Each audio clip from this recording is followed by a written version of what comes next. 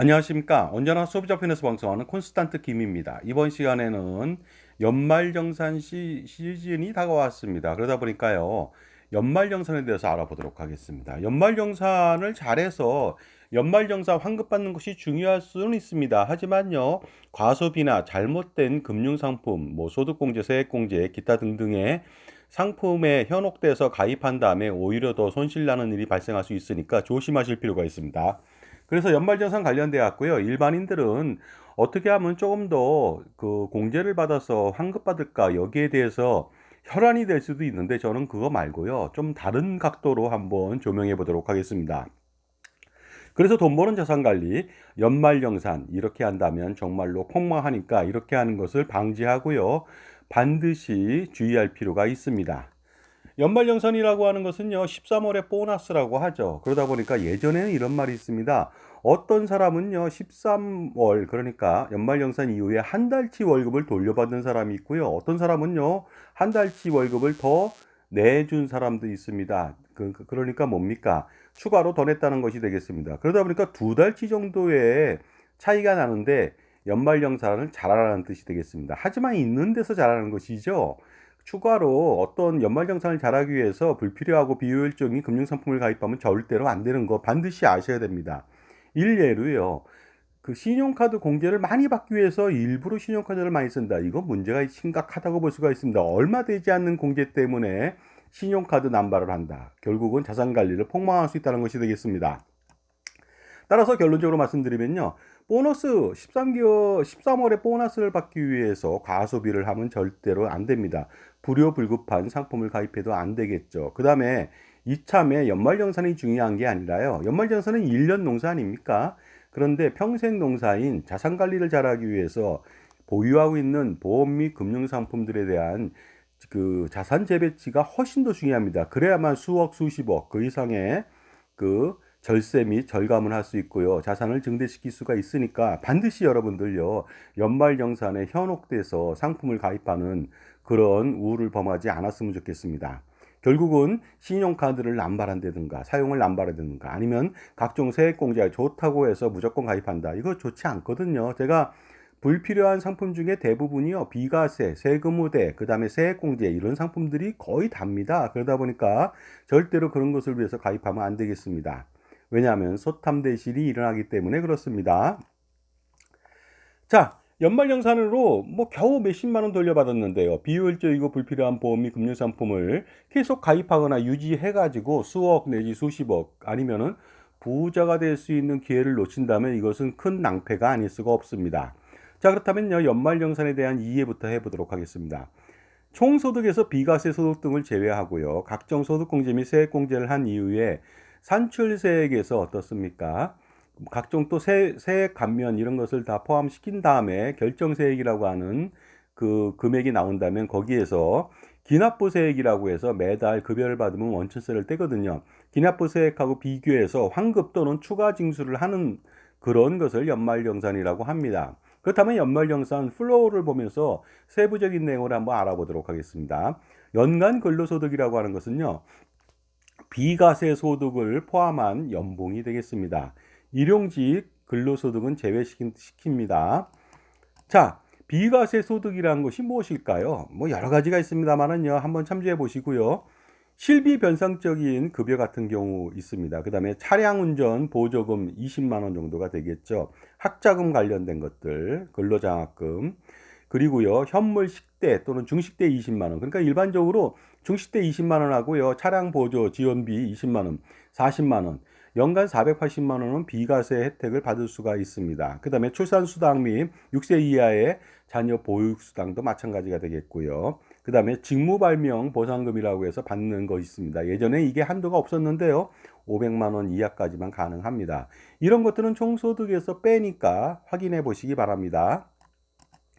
자, 그리고요. 그렇다면 총급여액에서 연간 근로소득의 총급여액이라고 하는 것은 연간 근로소득에서 비과세 소득을 뺀 것이 바로 과세 대상 소득이 되겠습니다. 총급여액은 그래서요. 의료비, 연금계좌, 월세, 세액공제, 신용카드 등의 소득공제 적용 시에 기준이 되는 것이 바로 총급여액입니다. 여기에 비과세 소득만 뺐다고 보시면 되겠습니다. 이거 잘 판단해 보셔야 됩니다. 어떠한 것이 기준 급여가 되는지 판단해 보실 필요가 있겠죠.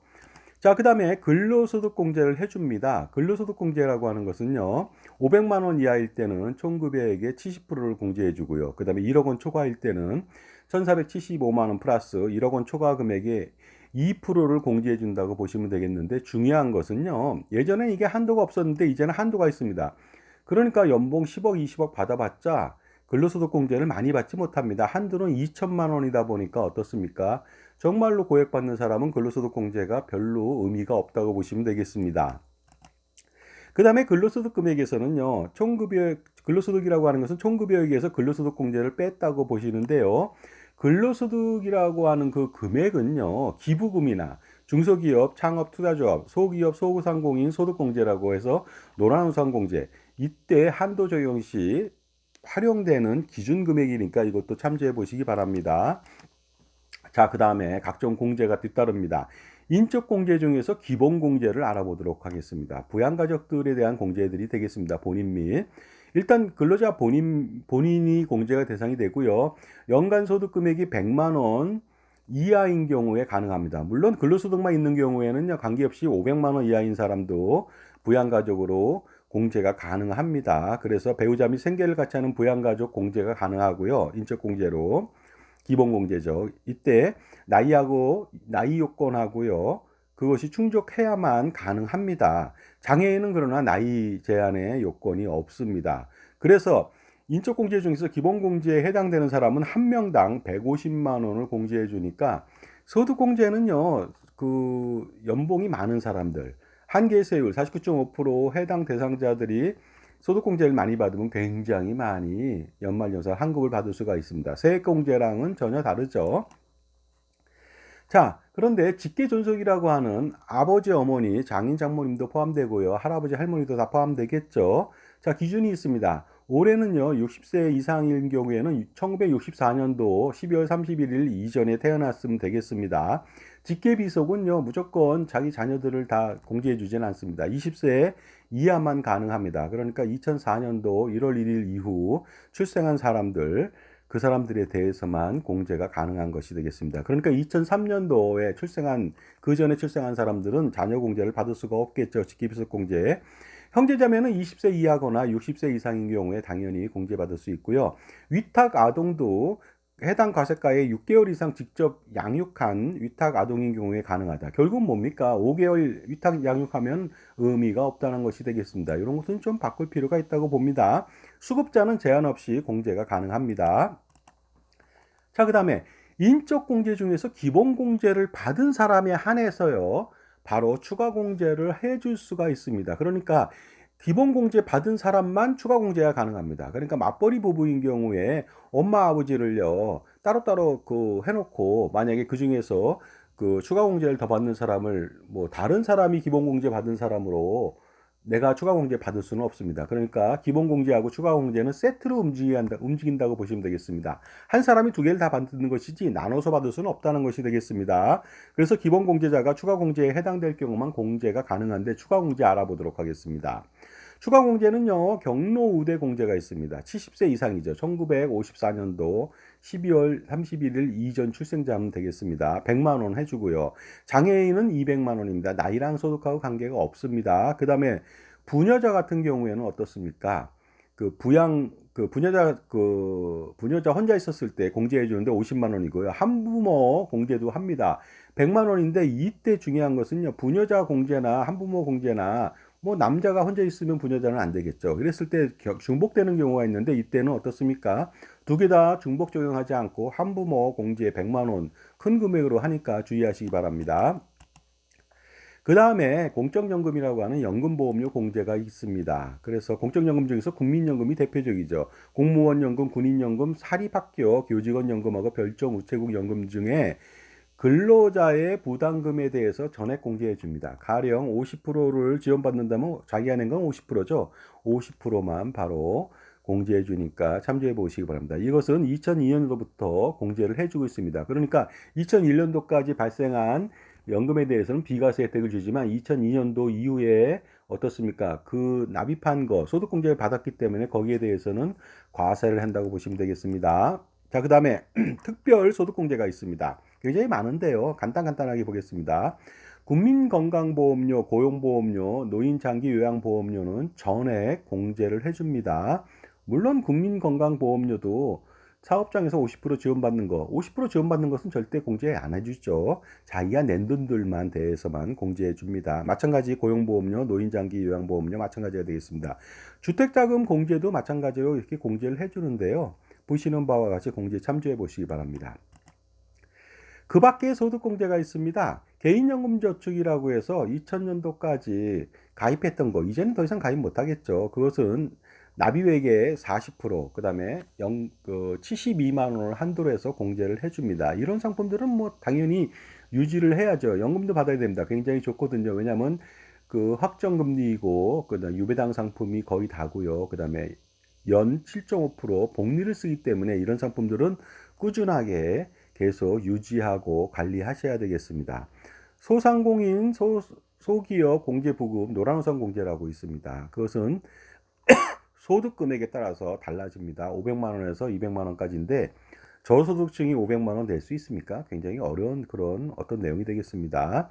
자, 그 다음에 주택마련 저축 공제도 있고요. 그 다음에 창업, 중소기업 창업 투자, 그 조합 출자에 대해서 투자했을 때 어떻습니까? 소득공제 혜택이 있는 것이 있습니다. 그 다음에 신용카드에 대해서 소득공제 혜택이 있고요. 그 다음에 우리사주 출연금에 대해서 400만 원 한도로 해서 공제를 해주고요. 벤처기업은 연간 1,500만 원 한도니까 이것도 우리사주를 받았을 때 저도 받아본 적이 있는데요. 굉장히 소득공제 혜택이 유리합니다. 그러나 이건 아무나 하는 것은 아니죠. 그 다음에 다른 것들도 소소하지만 참조해 보시기 바랍니다. 자, 그 다음에 그렇게 해서 나온 것이 바로 과세표준이라고 하는 과표가 되겠습니다. 과표에 대해서 어떻습니까? 세율을 매기는 것이죠. 그러다 보니까 과세표준이라고 하는 것은 근로소득 금액에서 인적공제를 빼고요. 연금보험료 공제도 빼고 그 밖에 소득공제 그리고 소득공제를 초과한 것에 대해서는 공제해주지 않습니다. 그것은 플러스해준다는 것이 되겠습니다. 그러다 보니까요. 소득공제 종합한도 초과액이라고 해서 특별소득공제 및 기타 그 밖의 소득공제 중에서 종합한도 대상 소득공제 금액이 2,500만 원을 초과하는 경우에는 아무리 말이 그 소득공제를 받았다 하더라도 어떻습니까? 초과분은 공제해주지 않는다. 그러니까 과세표준에 포함시킨다는 것이 되겠습니다. 자, 그렇다면 과세표준에 대해서 기본세율을 적용하는데 과표에 따라서 금액에 따라서 달라지겠죠. 1,400만 원 이하일 때는 6%고요.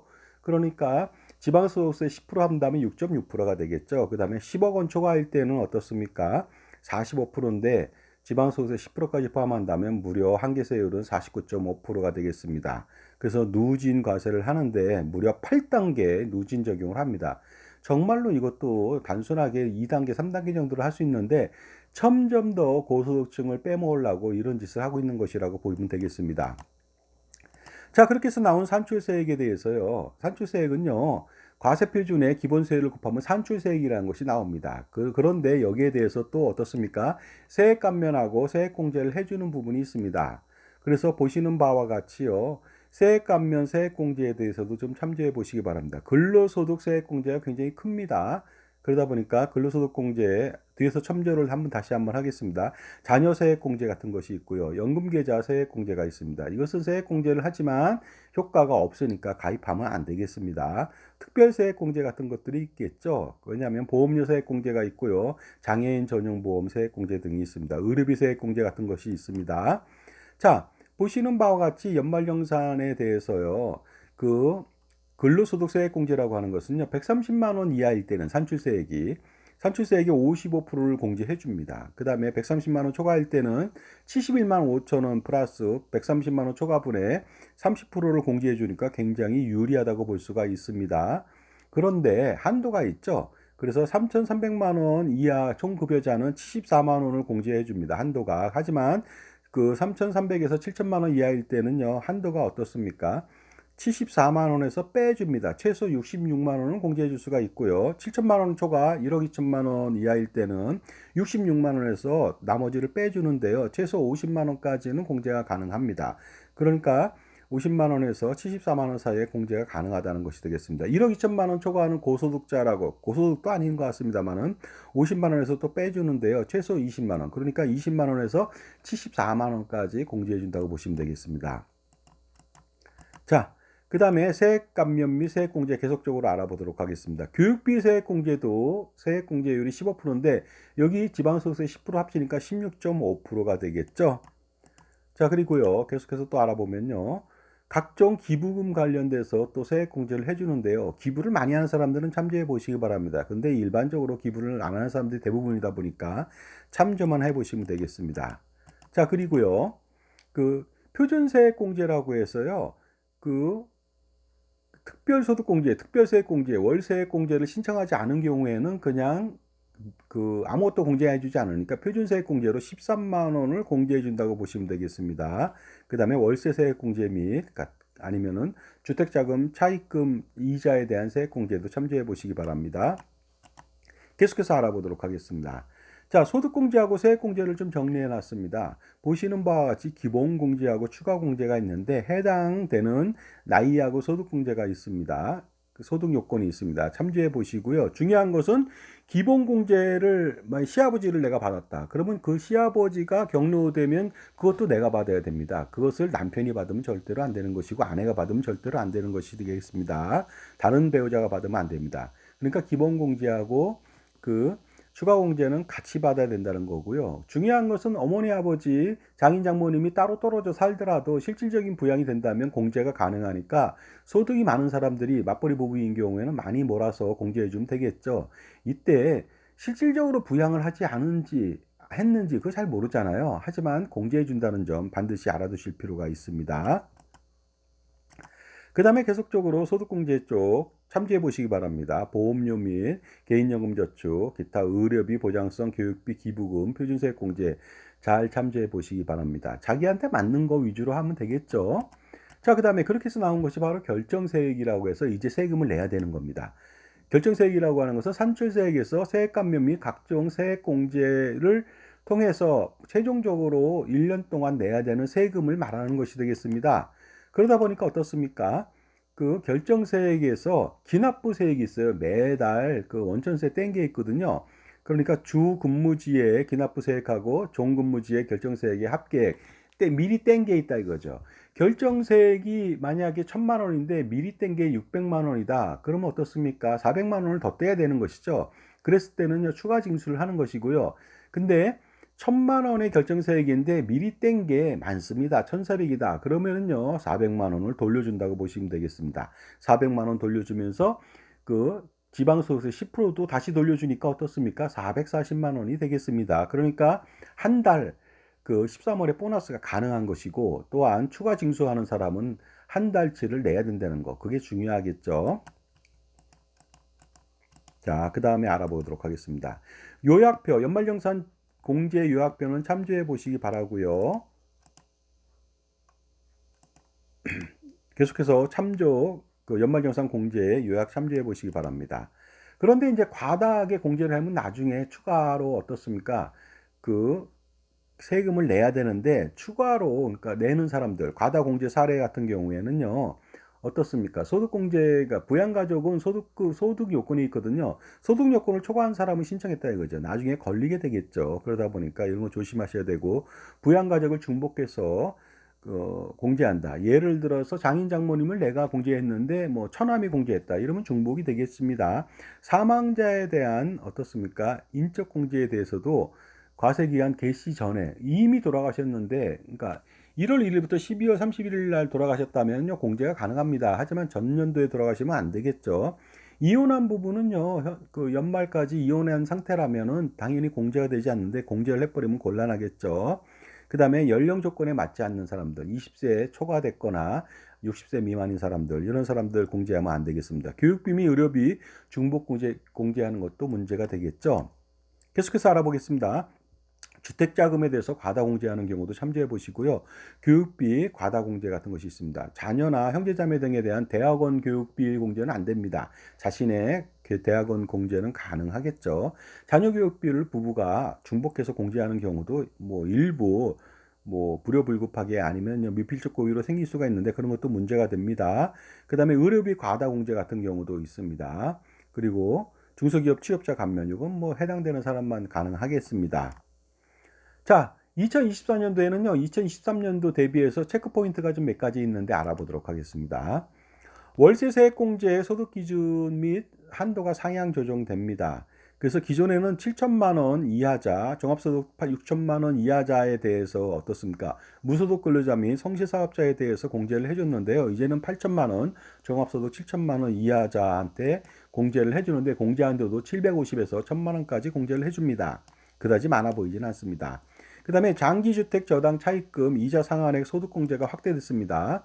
그래서 300만 원에서 1,800만 원이었는데 600만 원에서 2천만 원까지 공제해주고요. 주택 요건도 기준 가격, 기준 시가가 5억 원 이하 주택에 대해서만 공제해줬는데 6억 원 이하에 대해서 공제해줍니다. 이런 것들은요. 세법의 철학이 있는 것이죠. 연말정산은 시대상을 반영한다. 물가를 반영한다. 그러니까 뭐 이혼이 많아졌다. 그러면 계부자 간에도 계부자 간에도 공제를 해주는 거 이런 것들이 바로 시대상을 반영한다고 보시면 되겠습니다. 물가상 등률 당연하겠죠.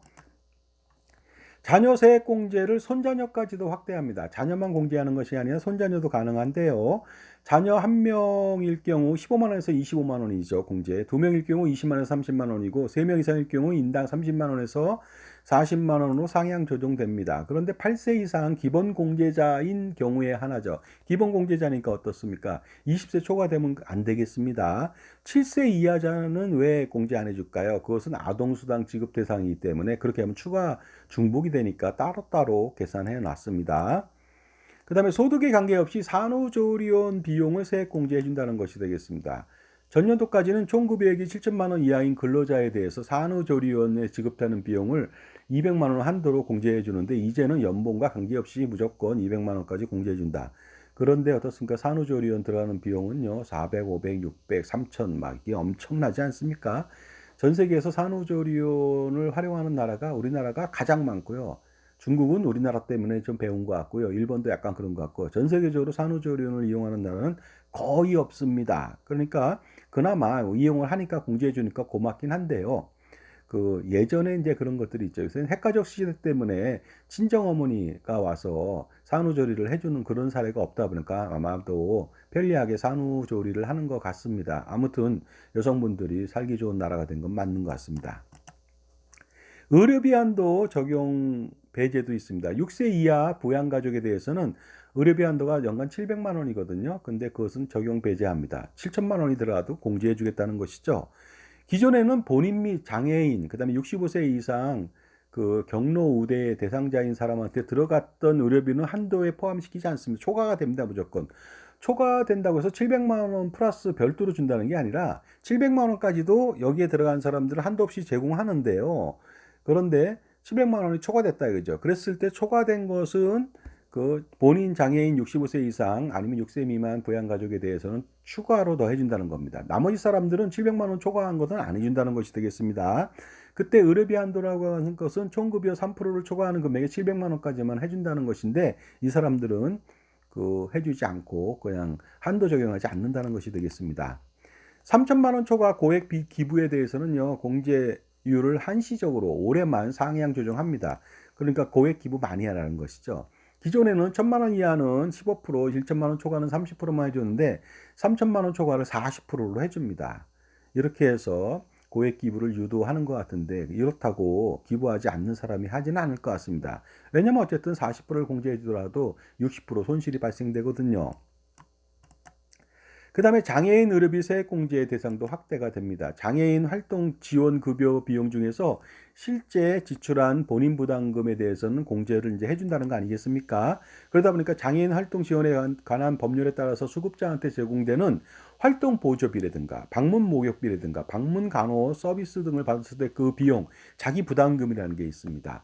그러니까 뭐 기초 의료 수급 대상자, 뭐 기초생활 수급자는요, 이것이 무료인 경우도 있는데, 무료라면 당연히 어떻습니까? 세액 공제 안 해주지만 본인 부담금이 일부 생기는 게 있거든요. 그런 것은 공제해 준다는 것이 되겠습니다. 하지만 돈이 아주 많이 들어가는 한 달에 무슨 400, 500 들어가는 간병비 공제는 아직까지도 안 해주고 있습니다. 그러다 보니까 전체적으로 어떻습니까? 공제해주고 공제 안 해주는 의료비를 체크해 볼 필요가 있는데 굉장히 복잡합니다. 일단 좀 알아보도록 하겠습니다. 그 보시는 바와 같이 공제해 주는 것들은요. 유방 재건 비용 공제해 주고요. 건강 진단 비용 공제해 주고 그다음에 어떻습니까? 의안이라고 해서 그 눈을 그 뭡니까? 다시 갈아서 넣은 경우에 대해서 공제해 주고요. 안경 콘택트 렌즈도 그 구입비 공제해 주고 아니면요. 보철 틀니 이런 것도 공제해 주고요. 라식도 공제해 주고 하지만 요양원에 지출한 비용은 일반적으로 다 공제해 주지 않습니다만은요. 그러나 그 장기 요양 급여에 따른 비용으로서 실제 지출한 본인 부담금에 대해서는 일부 거기에 대해서는 당연히 공제를 받을 수가 있습니다. 그다음에 약국에서 구입하는 것들은요. 뭐 당연히 처방전 있으면 공제를 받겠지만 건강보조식품 같은 것은 공제가 되지 않습니다. 환자 식대에 대해서도요. 어떻습니까? 의료기관에 납부한 경우만 공제가 가능하지 다른 식대들 개인적으로 쓴 것들은 공제가 되지 않습니다. 의료기구도 마찬가지로요. 어떻습니까?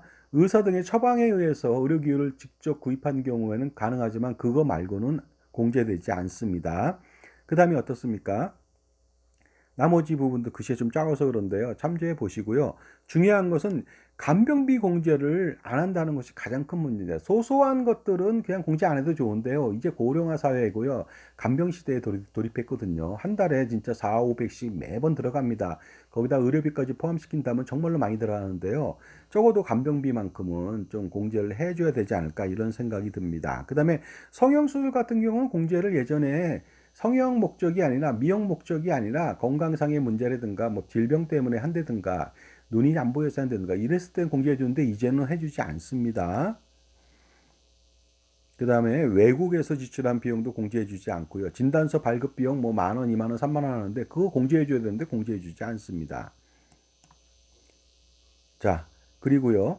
뭐 발달제 재활 서비스 관련된 것도 공제해 주지 않고요. 그 다음에 언어치료 그 관련된 것도 공제해 주지 않는데 둘 다 그 관련된 교육비 공제는 가능하니까 의료비 공제는 안 돼도 교육비 공제는 가능하니까 참조해 보시기 바랍니다. 그 다음에 주택청약저축 그 소득공제 한도가 상향 조정됐습니다. 납입 한도가 연 240만 원에서 300만 원까지 소폭 상승했습니다.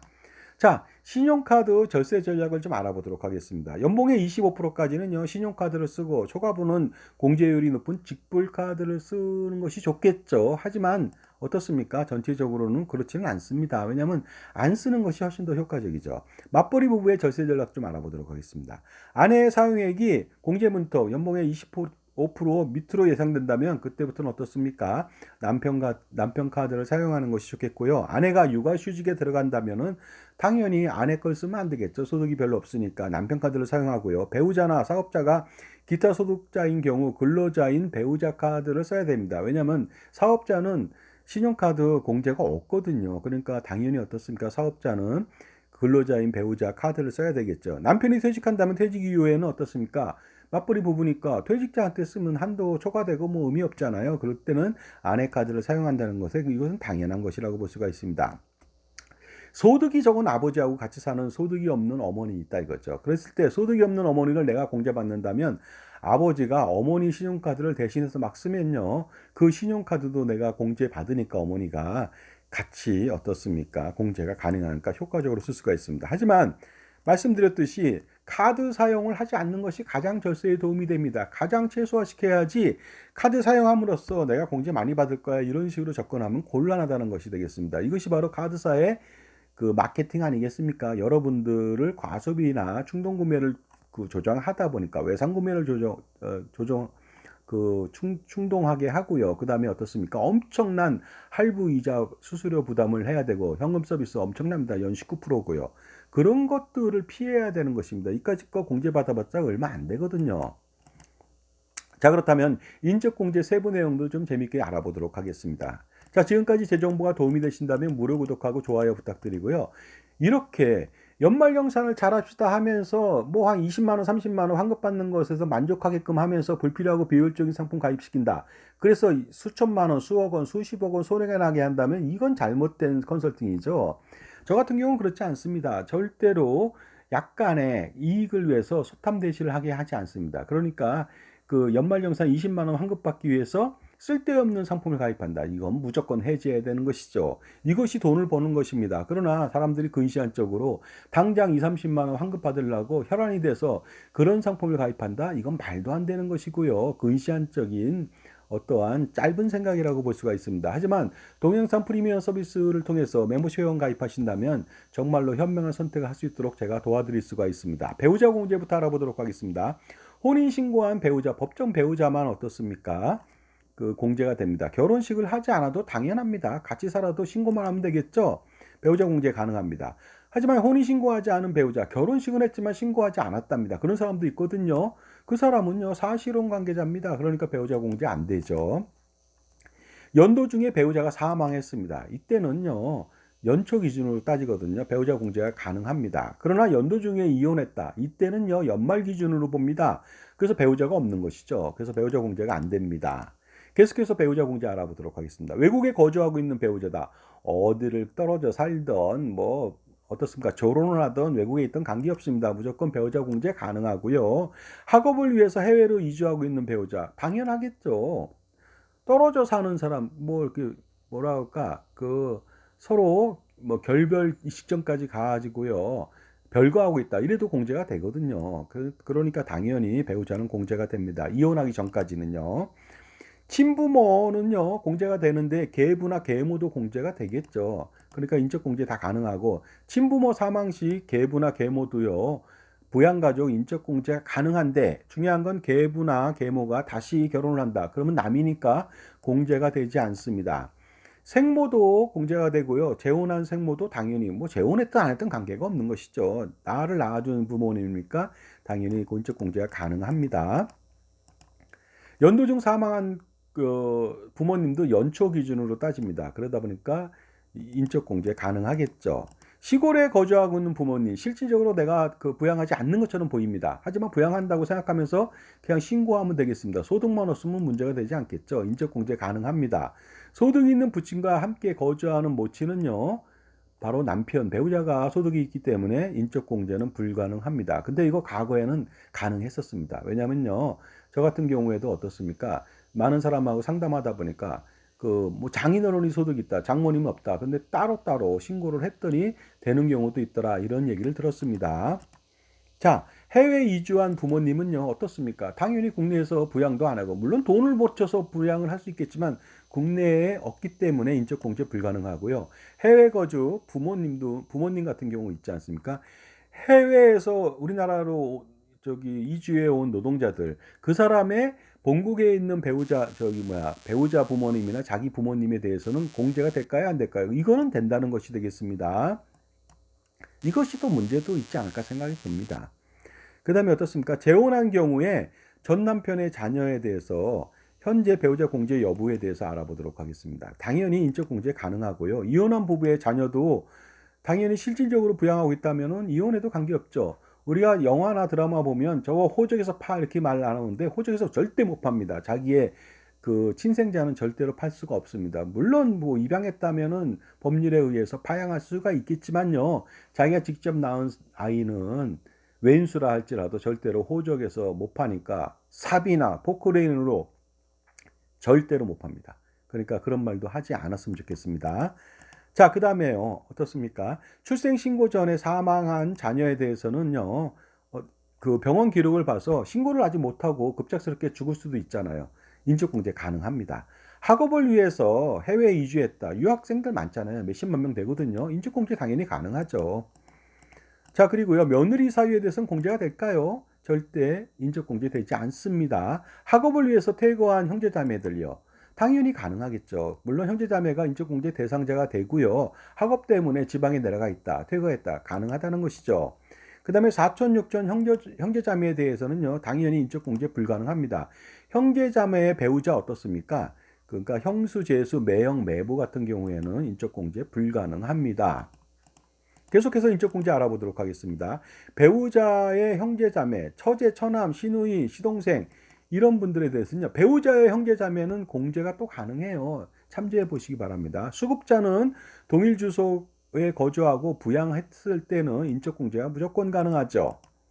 자, 소득 기준 세부 내용도 알아보도록 하겠습니다. 연간 100만 원 이하의 소득이라는 것이 무엇인지 좀 자세하게 알아볼 필요가 있겠습니다. 100만 원 이하의 소득이라고 하는 것은요, 총소득이 아니라 재반 경비 등을 제외한 소득이 되겠습니다. 그러다 보니까 보시는 바와 같이 글씨가 좀 작습니다만은요, 근로소득이라고 하는 것은 총 급여액에서 그 비과세 소득을 빼고 근로소득 공제를 뺀 금액이 100만 원 이하일 때 부양가족 공제가 된다는 것이 되겠습니다.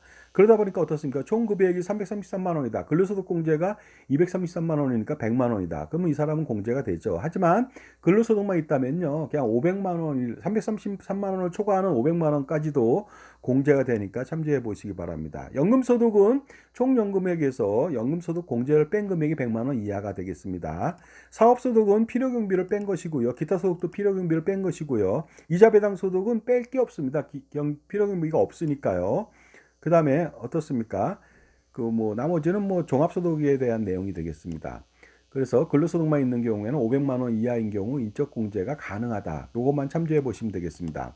계속해서 100만 원의 의미를 알아보도록 하겠습니다. 퇴직소득은 퇴직소득 공제, 퇴직소득 금액을 말하게 되겠습니다. 비과세 소득을 제외한 금액이 100만 원 이하인 퇴직금이죠. 이런 경우가 거의 드물죠.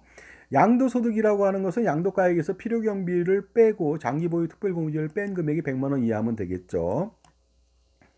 자, 그러다 보니까 소득이 많은 사람이 인적공제로 소득공제를 받는 것이 굉장히 유리합니다. 세액공제보다 소득공제가 훨씬 더 유리한데요. 왜냐하면 연봉이 많은 사람이 세액공제를 받지 말고 소득공제를 받아야 되는 것이죠. 그러니까 그 맞벌이 부부인 경우에는 약간의 안분이 필요하지만 소득 격차가 많다면 소득이 많은 사람한테 몰아주는 것도 굉장히 중요하겠습니다. 자, 솔루션을 말씀드릴게요. 연말정산에 세액공제 상품보다는 소득공제 상품이 훨씬 더 효과적입니다. 그 다음에 연금저축보다 벤처투자, 소득공제, 노란우산공제 등이 그러니까 고소득자한테는 굉장히 유리하죠. 그리고 중요한 게 있습니다. 연금저축 같은 경우 세액공제 상품은요, 공제 대신에 저조한 수익이라고 각종 통제로 가입하면 절대로 안 되는 것이 되겠습니다. 그래서 효과가 없다는 것이 되겠죠. 그러니까 연말정산에 연금저축 소득공제를 400만 원까지 받으려고 새로 가입한다. 그런 거 가입하면 안 됩니다. 자, 그 다음에 공제를 더 받으려고 무리하게 돈을 사용하면 절대로 안 되겠습니다. 마치 캐시백을 받으려고 과소비를 하는 것과 같은 어리석은 일이 아닐 수가 없습니다. 5%, 3%, 0.3% 적립을 위해서 소비를 과소비한다? 말도 안 됩니다. 50%를 적립해 준다면 몰라도요. 겨우 어느 빵집에 가니까 3%, 0.3% 해주고 마트에 가니까 0.1% 적립해 주고 이런 것은 의미가 없는 것이죠. 연말정산 절세 전략은요, 연말에 하는 것이 아니라 연도 중에 하는 것이 가장 중요하겠습니다. 하지만 이게 중요하지 않습니다. 10만원, 20만원, 30만원 연말정산 환급받는 게 중요하지 않죠. 더 중요한 것은 불필요하고 비효율적인 금융상품, 보험 및 금융상품들을 정리해서 평생토록 훨씬 더 많은 절세와 투자에 자산 증대에 도움이 되게끔 해야 됩니다. 연말정산을 받으려고 비효율적인 상품을 가입한다. 절대 안 됩니다. 그러니까 여기서 멈추셔야 됩니다. 최대한 인적소득공제나 기타 등등을 받으시고요. 추가에 세액공제를 받기 위해서 뭘 가입한다. 이것은 하지 않는 것이 훨씬 더 좋고요. 그 다음에 각종 소득공제 등을 받기 위해서 카드를 쓴다든가 의료비를 남발하든가 그건 말도 안 되는 거 아니겠습니까? 자, 그리고요, 아무리 연말정산을 잘해서 환급을 받더라도요, 보유하고 있는 보험 및 금융상품을 정리하지 않는다면 수억 원 내지 어떻습니까? 수십억 원의 재산적 손실이 발생됩니다. 부자 될 수 있는 기회를 영영 놓치게 되는 거 아니겠습니까? 마치 이겁니다. 조금 전략하고 연말정산을 환급받았는데 호박씨 가서 한 입에 털어먹습니다. 그것이 바로 불필요하고 비효율적인 금융상품이 되겠습니다. 결국은 뭡니까? 보장성 보험료 세액공제 받으려고 보장성 보험을 가입한다. 이거 어리석은 일이 아닐 수 없습니다. 이미 화재보험하고 자동차보험 등에서 한도 초과됐습니다. 100만 원까지 가입할 필요가 없는 것이죠. 그리고 중요한 거 말씀드릴게요. 맞벌이 부부 같은 경우는 계약자 수익자가 아내하고 남편하고 아내로 따로따로 되어 있으면 둘 다 공제 못 받습니다. 이거 말도 안 되는 거거든요. 하지만 한쪽으로 몰아서 계약자 변경을 해주시면 되겠죠. 그러면 한쪽은 받을 수가 있습니다. 반드시 그거 수십 년째 제가 건의했지만 전혀 통하지 않고 지금도 황당하게 둘 다 공제 안 해줍니다. 그러니까 참조해 보시기 바랍니다. 보유하고 있는 그래서 보험 및 금융상품에 대한 평가 분석을 통해서요, 자산 재배치를 해야만 연말정산보다 훨씬 더 많은 돈을 벌 수가 있습니다. 이러한 분석도요, 판매자한테 맡긴다면 고양이한테 생선을 맡긴 격이 되니까 절대로 그러면 안 되겠습니다. 그리고 소득과 재산이 어느 정도 많은 사람이라면 개인이 투자하면 폭망하게 됩니다. 종소세 건보료 상속세 때문에 문제가 심각해지죠. 따라서 개인이 아닌 개인의 분신, 화신, 아바타인 법인을 설립해서 투자하게 만드는 것이 가장 좋습니다. 그래야만 세금을 확실하게 절세할 수 있고요. 콘스탄트 김의 NGP 플랜을 통해서 한다면 3대에 걸쳐서 할아버지, 아버지, 손자녀 100년 동안의 100년 대계의 자자손손 플랜을 통해서 투자와 세금, 절세 우산을 제공시켜 드릴 수가 있습니다. 이때 NGP 플랜의 법인은 손자녀 법인 또는 자녀 법인으로 100% 하면 좋겠죠. 마지막으로 인생은요, 항상 현명한 선택, 그 다음에 순간의 선택이 모여서 상응하는 것이 바로 인생입니다. 그러니까 엄청난 선택의 순간이 다가옵니다. 이때마다 항상 현명한 선택을 해야 되는데, 따라서